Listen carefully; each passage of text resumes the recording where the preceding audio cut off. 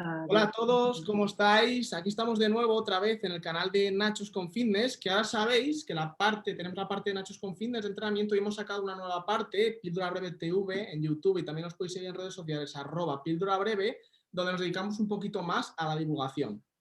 Hoy vamos a seguir con la segunda temporada del podcast y tenemos una invitada muy especial. Irene, ¿qué tal? ¿Cómo estás? Bien, pues aquí estamos a la hora del café para hablar sobre embarazo e hipertensión gestacional y ejercicio. Y bueno, soy Irene González, soy de Sevilla, estudié en la Pablo Olavide, licenciada en Ciencias Activas Físicas y Deporte, con máster en salud, máster en redactación y terminando máster profesorado, y iba a iniciar mi tesis en embarazo e hipertensión gestacional. Pero al final, bueno, la seguiré más adelante, pero me gusta mucho este campo, es uno de mis favoritos y me encanta trabajar con embarazadas, y aparte que me encanta también otros campos como la salud, pérdida de peso, pero este es mi campo favorito, es decir, mi gran, bueno, no es hándicap, es punto fuerte. Genial, la verdad, porque nosotros ya te llevamos siguiendo tiempo por redes sociales y la verdad que es un honor tenerte aquí porque todo lo que demuestras de lo que sabes sobre ejercicio de embarazo, la verdad, son consideraciones tan específicas que es complicado controlar tanto sobre un tema determinado y más sobre embarazo, que encima hay poca gente que domine este tema tanto como tú. Así que de verdad, muchísimas gracias por estar aquí con nosotros. Y nada, vamos a intentar exprimirte al máximo para que nos respondas a todas las dudas, sobre todo que tienen nuestros oyentes. Y bueno, para romper el Sí, a hielo. ver, Dime, perdón, que te interrumpo.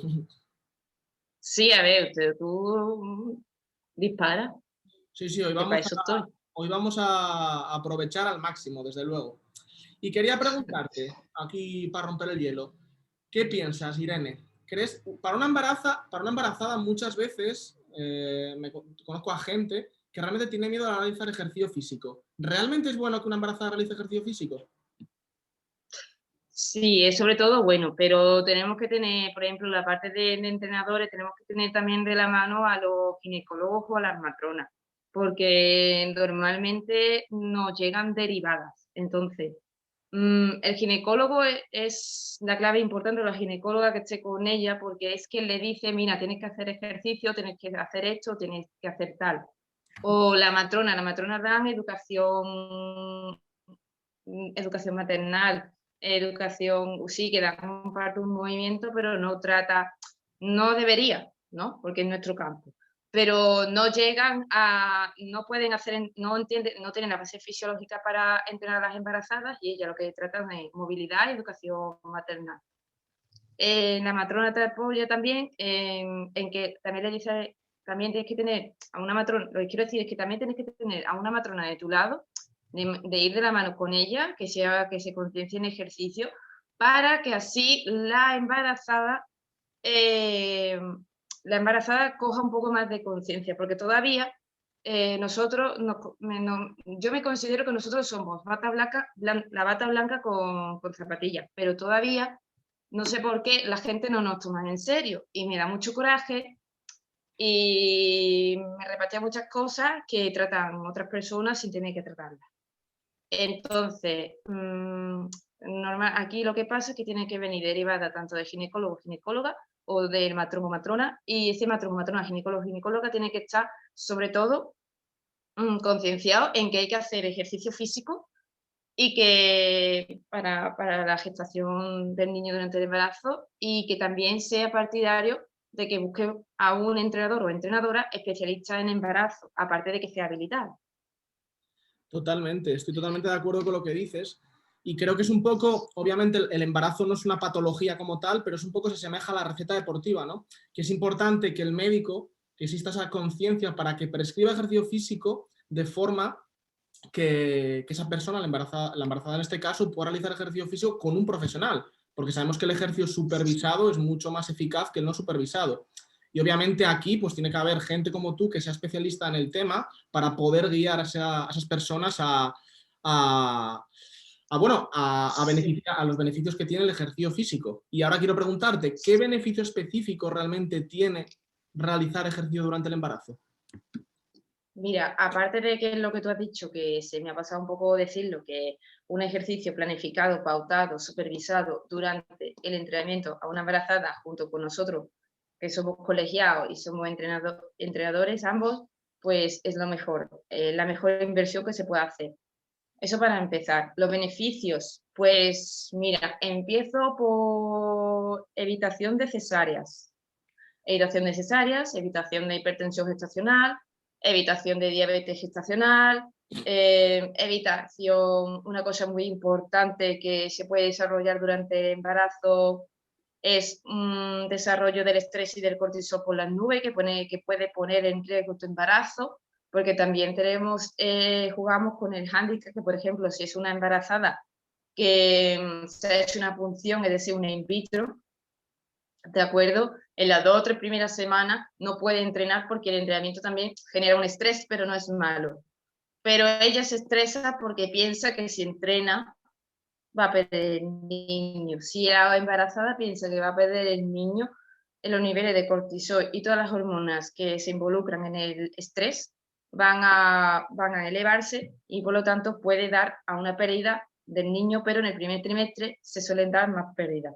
Por eso todavía no hay mucha investigación de entrenamiento durante el primer trimestre, se tiene que seguir haciendo más, pero debería hacerse ejercicio, pero con más moderación. Luego, otro beneficio que tiene también el entrenamiento durante el embarazo es que, por ejemplo, si lo que te digo, evitación de preeclampsia, evitación de hipertensión gestacional, que ya lo he dicho, ¿qué más? Evitación de que el niño, por ejemplo, venga de culo, es decir, que no se coloque bien, pero con ayuda de ejercicio, con movilidad, por ejemplo, antes del embarazo, tú puedes ayudar, o días previos y tal, que el bebé se coloque, se acabe colocando bien, que a la placenta le llegue una buena oxigenación y alimentación, que es que hemos tenido problemas de que es que se ha muerto el bebé un día antes de nacer y quizás sea del suministro, puede ser, esto que estoy diciendo no está evidenciado científicamente,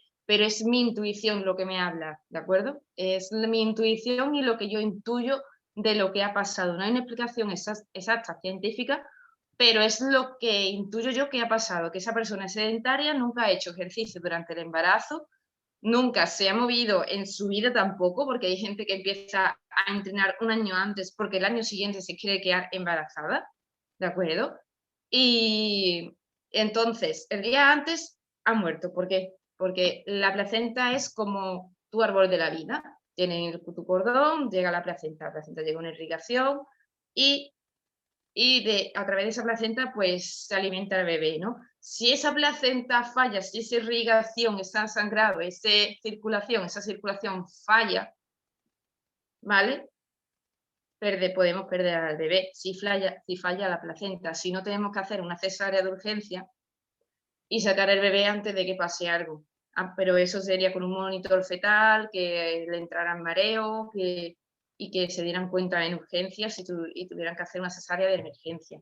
Entonces, para evitar todos estos problemas, para ayudarte a la movilidad, a prepararte para tus Juegos Olímpicos y que tienes, pues entonces el ejercicio, todos estos problemas que acabo de poner en bandeja, pues lo evitamos con el ejercicio, pautándolo cada trimestre y manteniendo las intensidades en cada semana, en cada trimestre. Y te digo más, en cada semana tú tienes que ir cambiando un poco más la planificación porque el bebé y el útero van creciendo, y aparte que tampoco puedes pasarte de rosca porque cada semana los órganos también van disminuyendo y cada vez va cogiendo más sitio el bebé, el útero. Entonces, la embarazada en cualquier momento se puede sentir ahogada o asfixiada y quizás no pueda darte la intensidad que tú quieres en ese momento y la estás agobiando. Entonces, también hay que tener que pautar muy bien.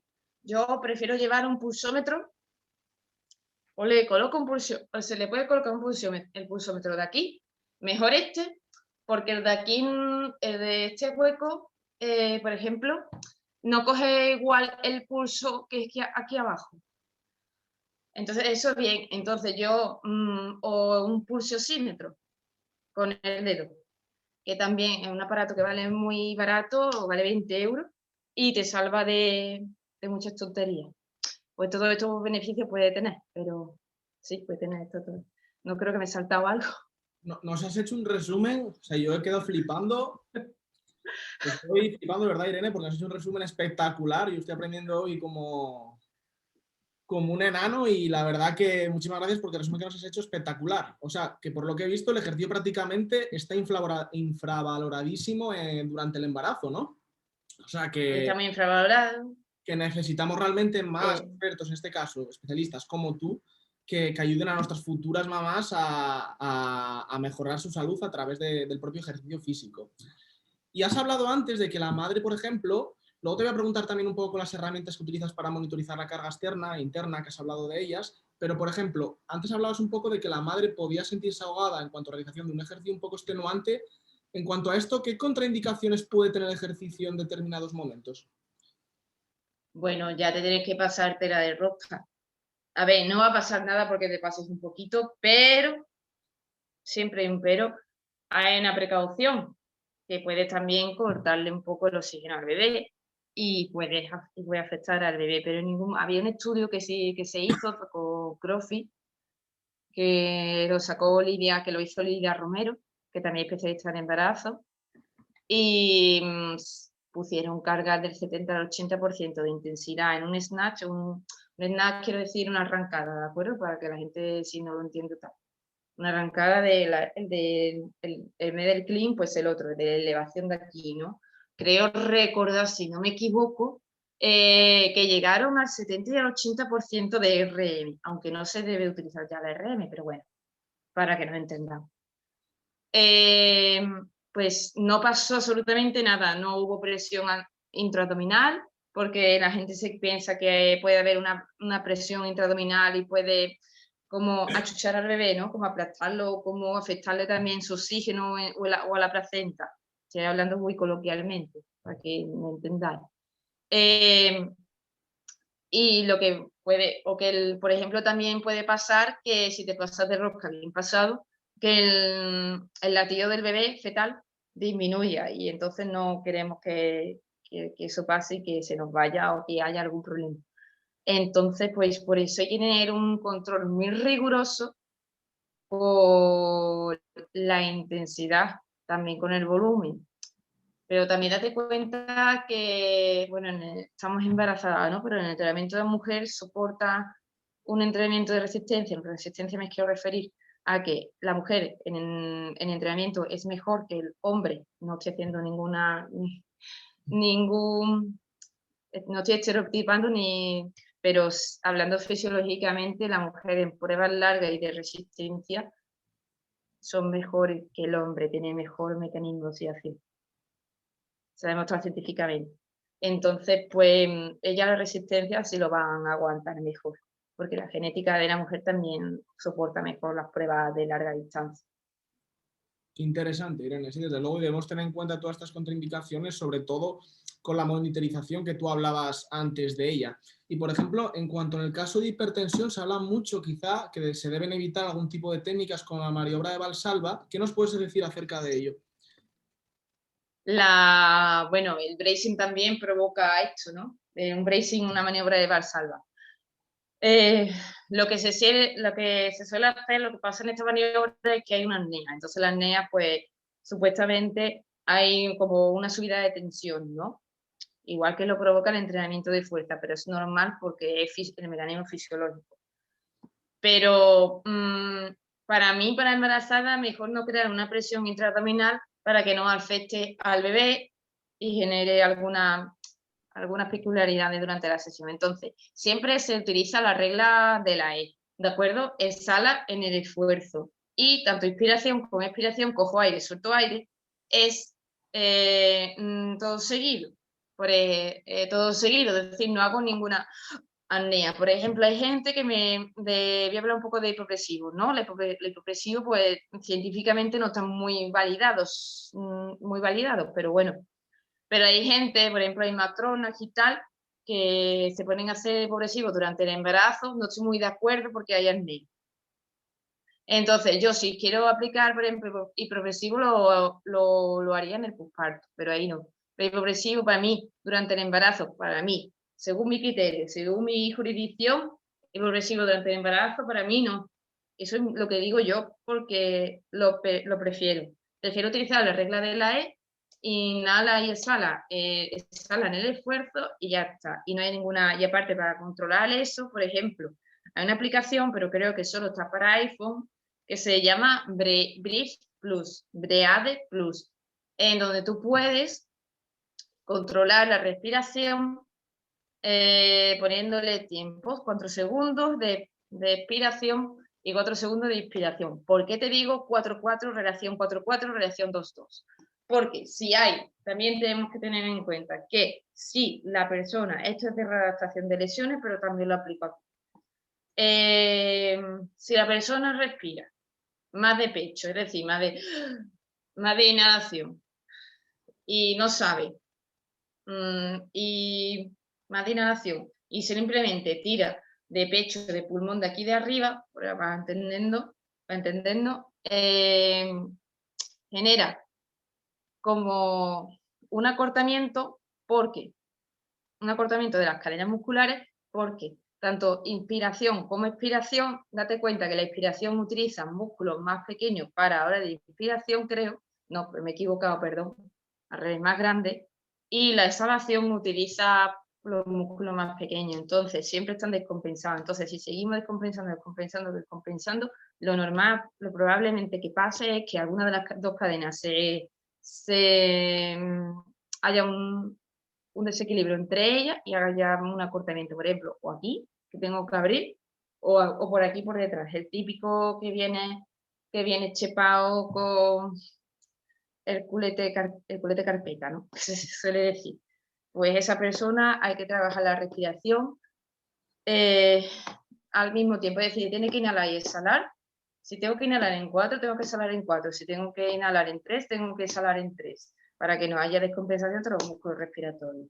Porque una cadena es más grande que la otra y siempre hay descompensación. Entonces, si nos juntamos todos, pues tenemos que enseñarle a respirar, tenemos que enseñarle a que se calme, a meditar, tenemos que enseñarle a trabajar la musculatura, tenemos que tener controlado que si exhala, que si se apnea, si no se apnea, todo esto. Sí, Tengo que controlarlo con la aplicación. sí, la verdad que hay que tenerlo muy bien, como veo que tú lo controlas, hay que tenerlo muy hilado, la verdad, hay que hilar muy fino, como digo yo. Y también en cuanto a estas descompensaciones, por ejemplo, lo que hablabas antes, imagino que será de la hiperlordosis, porque imagino que al aumentar el peso por la parte anterior, pues en la columna, pues genera esa anteversión pélvica que genera esa hiperlordosis, ¿no? Me imagino que de esa forma habrá que realizar algún tipo de ejercicio específico, como puede ser alguna tracción, ¿no? Para compensar. ¿Es eso así, cierto? Sí, a ver, esto es lo fisiológico, eso va a evitar, haga lo que haga, va a pasar. Porque la hiperlordosis, y aparte que van abriendo más las piernas y van andando como un pato. Pero no quiero que nadie se sienta ofendido, ¿vale? Pero sí que pero es una compensación del peso. Es decir, tengo aquí metido un bombo, pues tengo que abrir un poco más para compensar. Aparte, como el peso sumo, ¿no? Si abro más, sé que puedo tirar más carga. Pues lo mismo ellas. Entonces, tengo que abrir, se genera una hiperlordosis, esa hiperlordosis tienes que enseñarle. Es fisiológica, pero para que no se pronuncie tanto y para evitar dolores lumbares, por ejemplo, pues puedes trabajarle los multífidos y tal con ejercicios más isométricos porque son musculaturas más de la postura, entonces se llevan más tiempo tirando, ¿no? Entonces, más tiempo funcionando, es decir, más isométricamente. ¿Qué quiere decir isométrico? Isométrico que no hay una contracción, es decir, es como chocar con una pared, pero ya lo explico. Nosotros lo sabemos, para que lo entienda también la gente. Entonces están todos los días funcionando en el tono de la musculatura, el mantener la espalda recta, tienen más fatiga, entonces alguna isometría que no genere, bueno, va a ser complicado porque no quiero que genere apnea, pero sí hay que hacer ejercicios multífidos específicos de retracción escapular a tope y dorsal y sobre todo también serrato anterior, que está más aquí, que también funciona mucho en la respiración, y sobre todo dorsal ancho y también enseñarles lo que es una curva neutra, ¿de acuerdo? Porque si tú tienes aquí 2 vértebras y ya está, tienes una hiperlordosis, ¿no? Si yo hago más hiperlordosis, estoy forzando una postura que no debería de esforzar más. Entonces duele. Pero también hay programas, por ejemplo, si tiene mucho peso, mucha barriga y tal, pues yo quizás intentaría, si le duele mucho la espalda, quizás intentaría trabajarle muchísimo glúteos en todos los ejes, en sagital, en transversal, en todos los planos, y mucha espalda, y luego quizá sería recomendable que me la llevas al agua. Que me la llevas al agua para que pierda ese peso. Vale. Que tanto que le genera la barriga hacia delante. Sobre todo también es interesante quizá el trabajo en agua para evitar ese impacto, ¿no? Que muchas veces quizá es contraproducente en el embarazo, ¿no? Sí, el impacto es contraproducente en el embarazo hasta cierto punto, es decir, bueno, primeramente se quita, ¿no? ¿De acuerdo? Pero que hay embarazadas que corren hasta ciertas semanas. Hay ciertas semanas que no puede correr, pero se puede seguir corriendo en el embarazo o andando rápido, pero se debe evitar. El impacto se debe evitar durante todo el embarazo por pérdidas y por problemas. El agua, el agua bueno, es que tengo un poco de contradicción con el agua. No todo el rato es bueno el agua, porque es antigravitatorio. Entonces yo ahí estoy en antigravedad, es antigravedad, entonces no le estoy dando la compresión, es decir, el estímulo suficiente al hueso y al músculo para que haya una comprensión, para que haya una rotura de fibra, para que haya una rotura de osteoclastos y todo esto, que para reconstruir los huesos. Y entonces yo lo combinaría, ¿no? Disminución de dolor, disminución de carga, piscina. Ahora, un día hay que trabajar en tierra, con gravedad y todo esto, porque en piscina para mí es antigravitatorio. Y también hay que tener cierto cuidado, porque recuerdo, si no recuerdo mal, cuando hice el trabajo de embarazo en agua, hay que tener mucho cuidado con la temperatura. Primero, tienes que regular la temperatura de la piscina, que tiene que estar entre 31 y 32 grados, que normalmente suelen estar en 27 y en 28, que digan lo que digan, o en 29, se ponga como se ponga. A no ser que tú vayas a una piscina específica que dices tú, no, pues de aquí aguas termales y tal, a 31, 32 grados, según recuerdo mal. Y luego otra cosa que recuerdo también, que las infecciones, también, depende de lo que te diga el ginecólogo, ¿no? Porque también se puede coger muchas infecciones en la piscina. Infecciones de orina, infecciones de hongo, entonces todo eso puede afectar al bebé. Entonces todo eso lo tienes que tener en cuenta, tienes que saber que tienes que conocer la piscina, tienes que controlar, haber estado tú antes como usuario también, por ejemplo, y controlar que ellos tienen una buena higiene, que la piscina está a la temperatura que tiene que estar y tal. Por ejemplo, en Soluca Barrameda, en Cádiz, sí hay una piscina de estas. Y sí se puede trabajar embarazo en agua. En Sevilla no la tenemos, es difícil es encontrar una piscina con 31, 32 grados. O sea, Irene, que realmente lo que nos has dicho es importante, como bien has comentado y has explicado, el trabajo de los eslabones débiles, el tema, por ejemplo, que puede generar hiperlordosis, cómo reforzar las zonas que en ese caso están poco fortalecidas. Y muy importante, y me ha gustado mucho lo que has destacado del tema del impacto, ¿no? Quizá no es suprimir el impacto porque sabemos realmente que si no, no vamos a estimular la densidad mineral ósea y que podemos dar lugar a una osteoporosis futura. O sea, que debemos realizar algo de impacto, pero siempre con precaución. Muy buen matiz, la verdad. Me ha gustado mucho y creo que es interesante por hacer esa diferenciación. Quería preguntarte, ahora que está también mucho en auge el tema del trabajo de fuerza, que ahora parece que la gente va dándose cuenta de la importancia que tiene trabajar la fuerza y no solo realizar trabajo de resistencia aeróbica o anaeróbica.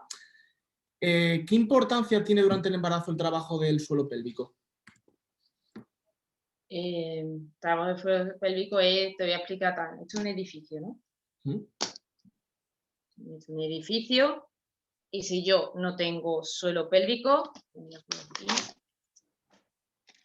este es el edificio, ¿vale? En mi piso, el suelo pélvico en mi piso. Si mi suelo pélvico no está preparado para soportar el peso del útero y el peso del bebé y el embarazo, esto provoca, se cae todo.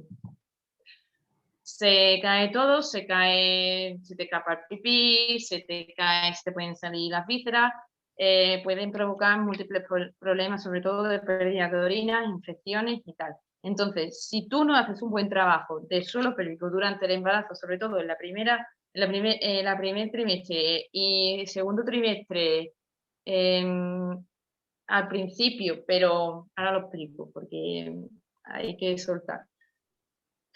El suelo pélvico hay que trabajarlo siempre, en todas las etapas, ¿de acuerdo? Pero hay una que ahora explicaré. Por ejemplo, el primer trimestre tienes que empezar a reforzar tu suelo pélvico, porque si no, no soporta ni útero, tiene un montón de pérdida, no soporta el peso que tiene que soportar, no tiene fuerza, y es muy importante. Luego ya entramos en el segundo trimestre y, por ejemplo, había, si no recuerdo mal, que hace 3 o 4 semanas antes, o 2, 3, para ser más exacta, tienes que aprender, por ejemplo, a soltar, ¿de acuerdo? Soltar es decir, quiero decir con esto que hasta esta semana, vale, trabajo el suelo pélvico, incluso hasta con la china. Pero llegas ya a una etapa en la que tienes que enseñarle tú, como entrenador o como entrenadora, a que suelte. Imagínate que es como que aguanto el pipí, vale, pues ahora deja el pipí escapar. O cojo una cereza y ahora tengo que soltar la cereza. ¿Por qué? Porque también puede provocar un hipertono en ese suelo pélvico. Entonces, si ese suelo pélvico está muy rígido, es peor para la embarazada, porque aparte de que no va a salir bien el niño, si está el suelo pélvico y el periné, que es otra musculatura que hay que relajar con masaje de periné, o tú como entrenador o yo como entrenadora, le podemos mandar una pelotita pequeñita que quepa en el periné, ¿vale? Para que le haga, eso se lo manda la fisio, normalmente o se suele mandar la matrona o se lo manda a la fisio especializada en suelo pélvico para que vaya relajando el periné, porque por ahí tiene que dilatar, es decir, esa musculatura se tiene que dilatar, porque por ahí tiene que salir 12 centímetros o 14 de cabeza, y esa musculatura se tiene que dilatar. Entonces, en 3 o 4 semanas antes creo que hay que empezar a enseñarle a la embarazada que ya no tiene que aguantar el pipí, sino que tiene que soltarlo, porque si no es que el bebé se queda ahí, no lo suelta y es peor para ella, porque luego pasa una episiotomía de 30 centímetros, básicamente. Entonces, hay que aprender, enseñarle, hay que trabajar suelo pélvico, pero también hay que enseñarle a finales casi de embarazo a que suelte, porque si no podemos generar este hipertono. Aunque debería de mantener, aunque también estoy de acuerdo con esto que dijo Olivia Romero, de que por lo menos una serie de 10 repeticiones de contracción del suelo pélvico, lo típico, aguantar pipí 10 veces, pues no estaría mal, porque luego, a la hora del embarazo y en el posparto, en esta cuarentena, que se debe empezar a trabajar con, por ejemplo, con el sitio de movilidad de cadera, movilidad de espalda y tal, y también se empieza con los Kegel, pues para que no se olvide el cómo se contrae, porque claro, a ti te han operado, a ti te han hecho una operación, a ti te han cortado. Entonces, la red nerviosa no es lo mismo por ahí que lo que era antes, porque a lo mejor has tenido una episiotomía de 10 centímetros y si tienes suerte y escapas bien, tienes una episiotomía de 2 centímetros nada más o 3, que ya que eso es bastante guay, y ojalá fueran todas así. Pero normalmente hay que rajar y hay que episiotomía y tiene que, sí, episiotomía, entonces tiene que enseñarle a que suelte para evitar ese corte, esa episiotomía o que tenga un mal parto. Y otra cosa luego es que ellas tienen que preparar su parto con la matrona, su plan de parto. Pero bueno, que por eso es importante el trabajo de suelo pélvico, también para que no se caiga nada y aparte que tengan una recuperación postparto muchísimo mejor que cualquier otra que no haya hecho nada. No sé si he sido clara o... Clarísima, sobre todo me ha encantado, porque yo se lo voy a decir a mi madre ya, sobre todo porque las mujeres normalmente cuando entran, entrenan ahora la fuerza y está muy bien, entrenar la resistencia, pero luego dentro de la fuerza se olvidan de trabajar el suelo pélvico y aunque no estén embarazadas es importante. Y esos dos trucos que has dado, el de la cereza, de empujar la cereza, si bien escuchado bien, si bien escuchado, y el de cortar la orina, es una forma de trabajar el suelo pélvico de forma sencilla, ¿no? Sí, a ver, yo tengo, por ejemplo, en mi clase dirigida, te voy a hablar de un caso de pérdida de peso, ¿no? De mi grupo de pérdida de peso, ¿no? María, ya luego le diré que la he mencionado. María, por ejemplo, María, por ejemplo, es una persona que bueno, es sedentaria, tiene problemas bastante problemas de suelo pélvico y tal, y un poco de hemorroides, ¿no? Pues para ella, por ejemplo, al hacer un esfuerzo y no tiene trabajado el suelo pélvico, pues sí, aparte el músculo del ano también está unido con el suelo pélvico.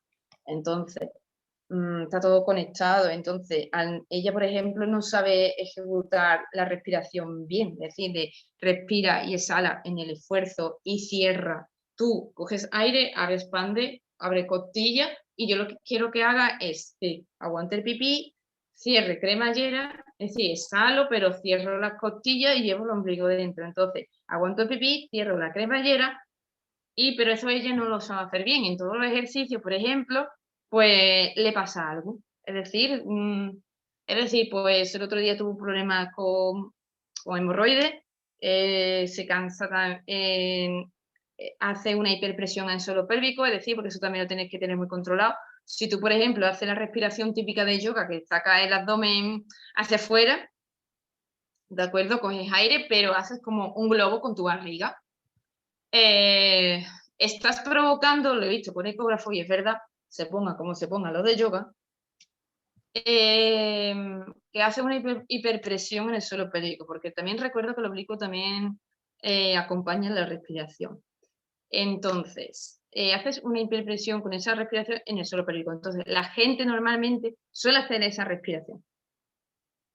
Entonces, hay que tener mucho cuidado porque hacer una hiperpresión te puede descargar el suelo pélvico y entonces cuando empiezan las incontinencias urinarias, las infecciones y tal. Y he puesto el ejemplo porque es que también el no trabajar el suelo pélvico también puede repercutir a las hemorroides o a que no soporte un esfuerzo, porque también he tenido en mi clase mujeres que han hecho salto y se han pillado encima. Así de claro. Se me han encima, no sé si estoy hablando. No, pero te entendemos perfectamente. Sí, que no tienen, realmente como no hay fuerza, como el suelo pélvico no está fortalecido, no puedes sostener, en ese caso, lo que explicabas antes con la hojita, ¿no? Que lo explicaste súper bien. Muy interesante, la verdad, Irene. Sí, a ver, esto es el piso. Esto es el piso y tiene que soportarlo todo. Es decir, es un edificio que tengo que soportar todo. Si tú quieres utilizar bolas chinas, utiliza bolas chinas, para mí la mejor. Y luego, pues, si tú quieres utilizar los quejes, utiliza los quejes. Genial, o sea, tenemos muchas herramientas en ese caso. Perfecto. También también está, bueno, lo de lo que ha salido, lo del método de tronco de 5P. Bueno, a ver, es otro método más. Es decir, es otra herramienta más que tú tienes. ¿Sabes? Pero que tampoco es nada del otro mundo. Es un FOAN cortado por la mitad. Que sacan métodos por todos lados y quiere que nos gastemos dinero por todos lados. Claro. Sí, que luego tenemos varias herramientas y tenemos que saber cuándo utilizar una u otra y cómo utilizar una y otra, ¿no? En este caso.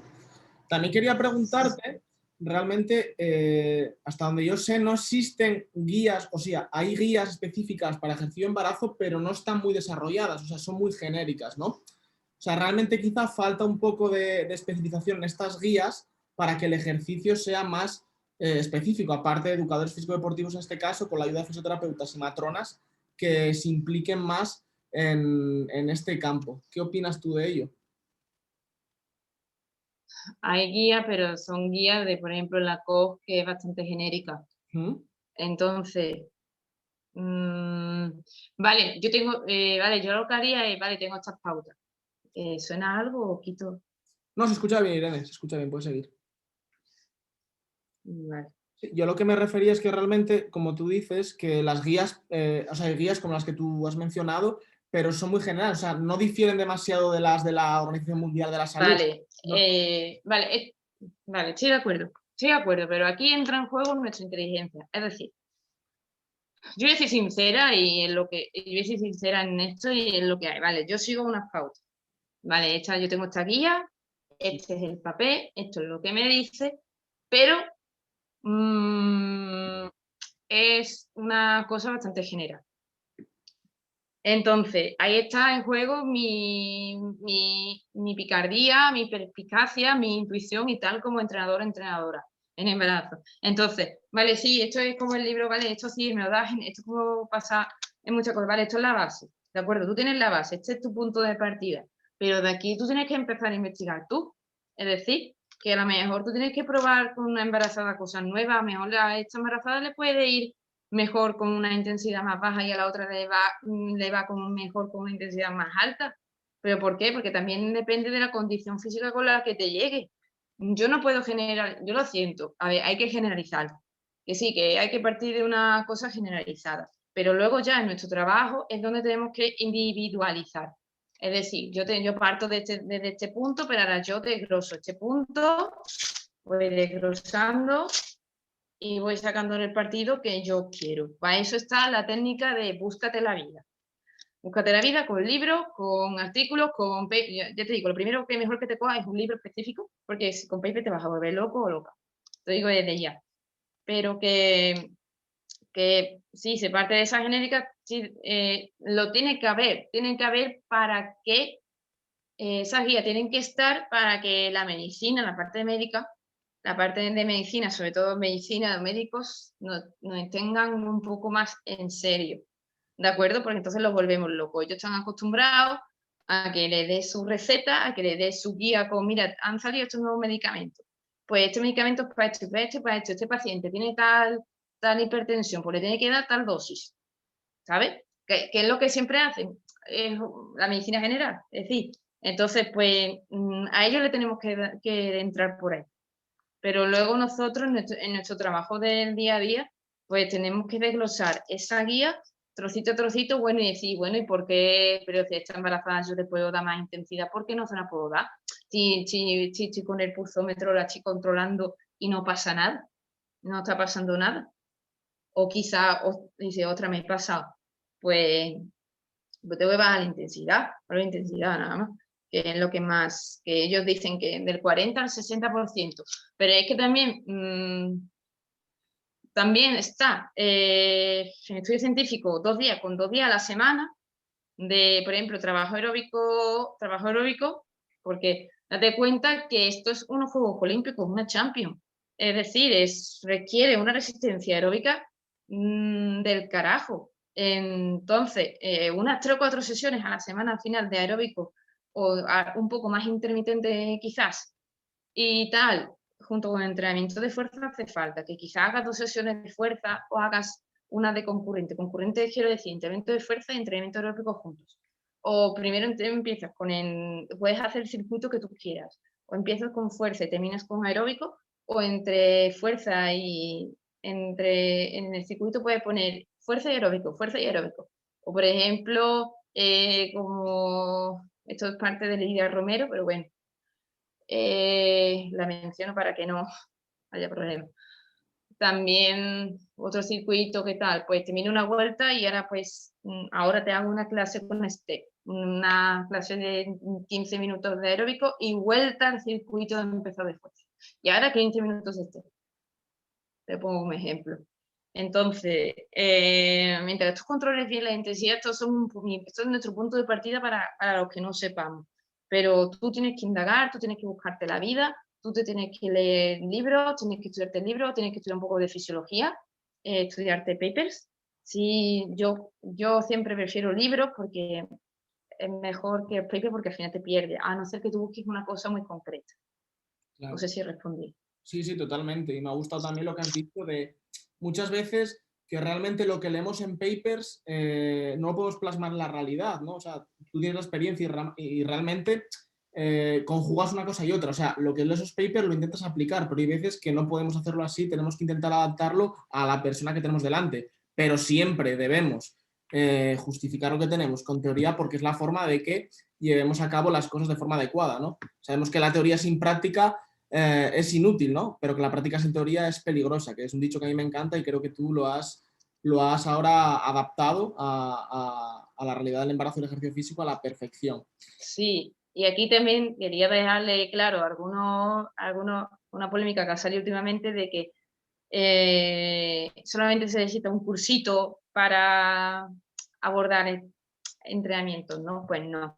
Vale, tú partes de una base, pero que también tienes que investigar y que tener unas nociones básicas de investigación y de buscarte la vida. Y esto te lo enseñan en la carrera, no te lo enseñan en otro lado. Es imposible, es inviable. Con un curso tú tengas las mismas competencias que nosotros con 4 o 5 años de carrera. Imposible. Sí, Porque importante. tienes que saber mucho de investigación. Importante dejar eso claro porque ahora parece que, no vamos a decir nombres ni nada, pero bueno, parece que todo vale y parece que cualquiera puede programar ejercicio físico, al revés. Sí. Los que nos ganamos la vida de esto sabemos lo Mm. complicado que es y los quebraderos de cabeza quedan muchas veces como para pensar que es sota, caballo y rey, ¿no? Así que bueno, desde Y aquí, la puerta que tú le tienes que dar. claro, totalmente, y que luego dices, jolín, esto no vale, ¿cómo lo cambio? ¿Cómo hago ahora?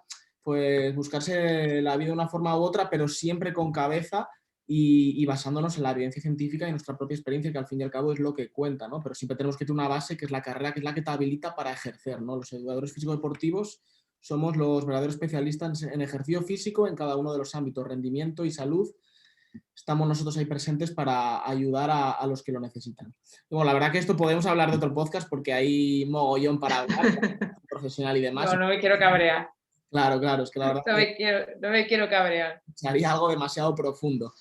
Y quería, bueno, preguntarte, como, sí, vamos bien de tiempo, quería preguntarte para acabar, que nos expliques un poco la formación que vas a dar, porque Irene va a dar una formación de ejercicio de embarazo a nivel internacional, si no me equivoco. Así. Expliques un poco cómo va, Sí, para que se pueda enterar y si quiere apuntarse.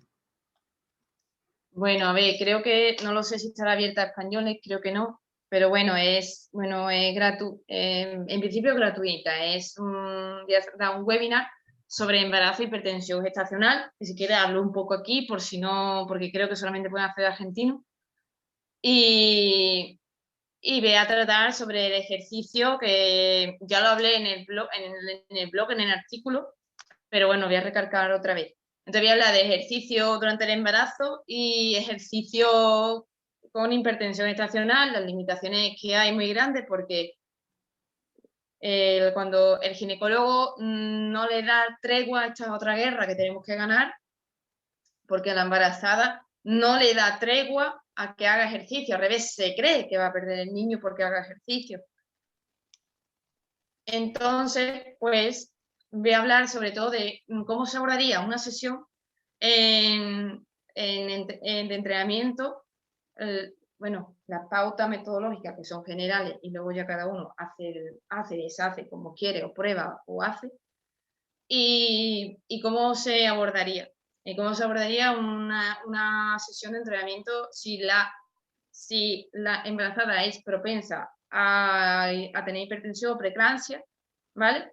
Y también a que tú, por ejemplo, estas personas están controladas con analítica casi a la semana o cada 20 días y que tú sepas qué es lo que tienes que mirar en esa analítica, porque somos educadores, pero también tenemos que saber la parte de analíticas, de controlarla. Entonces, si quieres, doy unas pautas o... Esa es la pequeña... Bueno, Totalmente, y eso que has dicho de que debemos saber muchas veces, porque realmente yo, lo voy a decir, cogeo ahí, a mí me viene una analítica de un paciente y digo yo, jolín, ¿qué es esto, no? Realmente. Y es donde tenemos también que ganarnos un poco nuestra condición de profesionales de la salud, ¿no? Como tú bien has dicho. Así que todo esto, el enlace para este webinar, si finalmente puede ser visualizado en España, cuenta que yo lo vea, porque la verdad que me interesa muchísimo, y voy a dejar el enlace para todos los que, si finalmente es posible, quieran verlo, ¿vale? Lo dejaré en la descripción del vídeo. Y nada, no quiero, porque yo creo que estamos abusando del tiempo, Irene, que tiene muy poquito tiempo. Y nada, vamos a dar por cerrado este nuevo capítulo del podcast. Y la verdad que, Irene, muchísimas gracias porque ha sido un verdadero placer. Creo que hemos aprendido muchísimo. Yo me he llevado un mogollón de conocimiento de todo lo que has dicho. Me ha faltado tiempo para pensar, aunque lo tengo todo aquí. Y nada, que millones de gracias y bueno, que nos veremos pronto, espero. Espero, nada, a ustedes y por darme la oportunidad. Perfecto. Recuerda, en el control de la intensidad, en la embarazada, pulsómetro, pulsosímetro, todo el tiempo. Así da gusto acabar. ¿Vale? Irene nos ha dado unas pautas de forma didáctica tremendas, que yo creo que las entendería cualquiera, hasta un niño, así que así da gusto que nos pueda explicar la ciencia de forma tan sencilla. Así que nada, muchísimas gracias Irene y nos vemos para la próxima. Chao, chao. Venga, hasta luego, adiós.